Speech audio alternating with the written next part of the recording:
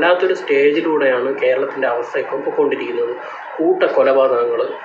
പിന്നെ വേറൊരു വാർത്ത റിപ്പോർട്ട് വന്നതെന്ന് വെച്ചാൽ കേരളത്തിലെ കടക്കണിയിലുള്ള ആൾക്കാരുടെ എണ്ണം ഏകദേശം 65% ആൾക്കാർ വരുന്നു എന്നുള്ളത്. ഭൂരിഭാഗം ആൾക്കാരും കടക്കണിയിലാണ്. തൊഴിലില്ലായ്മ, വിലവർദ്ധനവ്, സാധനങ്ങളുടെ വില. ഒരു ഏത്തപ്പഴം, 1 കിലോ ഏത്തപ്പഴത്തിന് ഇപ്പോൾ എന്താണ് വില? അതേപോലെ തന്നെ അരി ആയാലും ഏത്തപ്പഴമായാലും ഗോതമ്പൊടി ആയാലും എന്ത് സാധനങ്ങൾക്കായാലും. ഇത് കേരളത്തിലെ കാര്യം എടുത്താലും ഇന്ത്യയിലെ മൊത്തത്തിലുള്ള കാര്യം എടുത്താലും ശരി തന്നെ ഒരു മീഡിയം ക്ലാസ് ആൾക്കാർക്ക് ജീവിക്കാൻ പറ്റാത്തൊരവസ്ഥയാണ് വന്നേക്കുന്നത്. ലോ ആൻഡ് ഓർഡർ ഫുൾ പരാജയം.